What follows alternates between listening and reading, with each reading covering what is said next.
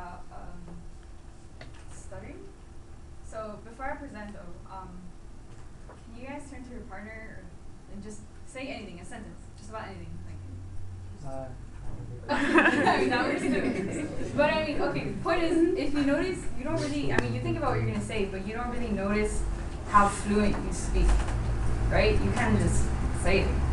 Unfortunately, some of us aren't really lucky enough to just say things, speak our mind, and it has a tremendous impact on our lives.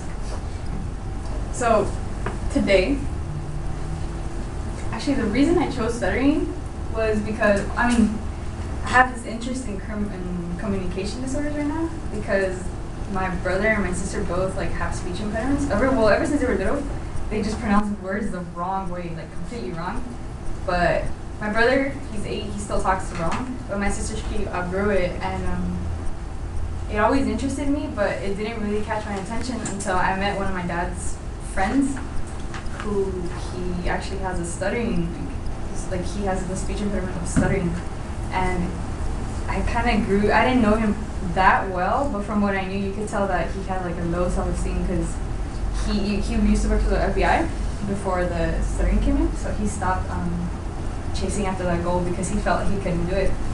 So today, I'm going to talk about stuttering, and I'm going to inform you guys on what it is, what causes it, and if there's a cure, and what we as individuals can do to help these people become more comfortable with themselves. So, what is stuttering? According to the Stuttering Foundation website, it is a disorder in which the flow of speech is broken. So they have, instead of speaking fluently, like as opposed to how you would talk to your neighbors, they can either prolong it. So I'm sure you guys have heard of it, like money, you know, like I want the money. That's prolonging the word. The other one is repetition, and it doesn't necessarily have to be like, you know, like stop.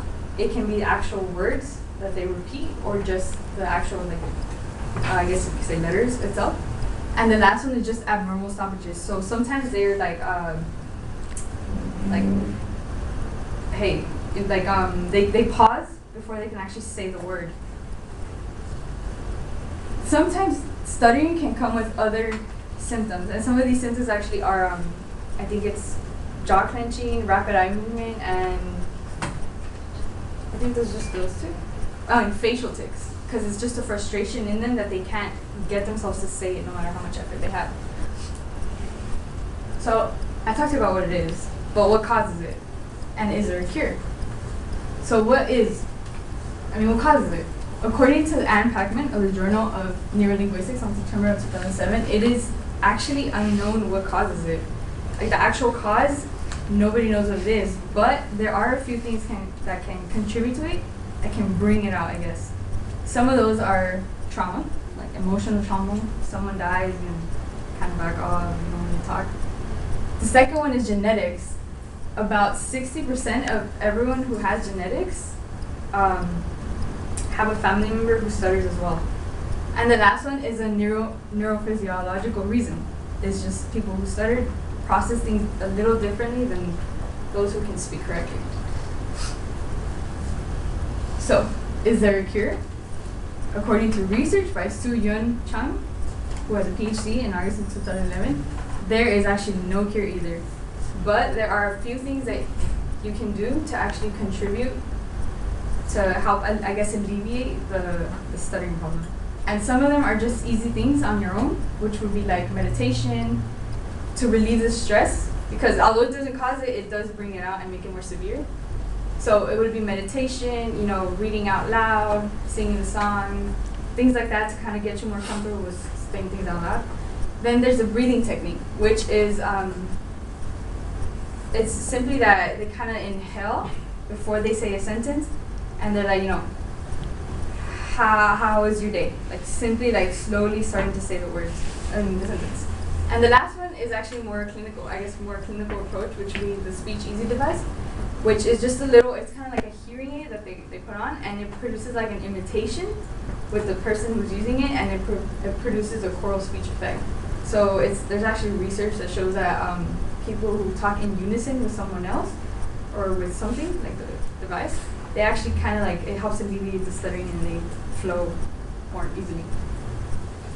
So I talked to you about what it is. Okay, so what can we do as peers, friends, family, or even strangers to help them and make them feel more comfortable? Well, first of all, there's a bunch of myths that people stutter because they're nervous. Like, you're nervous, you're gonna stutter. That's not true at all. I mean, it's true, but it's in you. It's like me. Like, I mean, you kind of come up nervous, but after a while, you get used to it, and you kind of gain the confidence to talk. As opposed to them, they would still stutter, and they would probably get a little more severe because they're nervous or stressed out. There's another one that they're actually less intelligent, which is not true at all. They actually score 14 points higher, like in our IQ test, than regular people does. And there's myths that we should finish their sentences, tell them that they should think what they want to say, etc. None of that is what you should do. Things you should do is just, the easiest thing you can do is just be patient. Don't fill in their words. Don't say, come on, you can do it, because they know they can do it. It just takes time. And that makes them feel like they're not really, I guess you could say, good enough to, or like, you know? Don't laugh, obviously, or roll your eyes, and don't pressure them. They're doing it by their own time because they can't force themselves. Don't tell them to take a deep breath, and just don't turn away, because it's just kind of rude when they're, like, if it's a stoppage, it's just rude for you to turn away when they're not even done saying a sentence. It's like you're talking in the middle of the sentence, you're not gonna want them to turn away. It's rude. But yeah.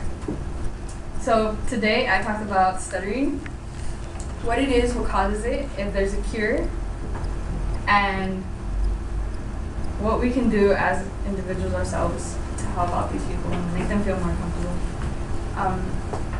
Honestly,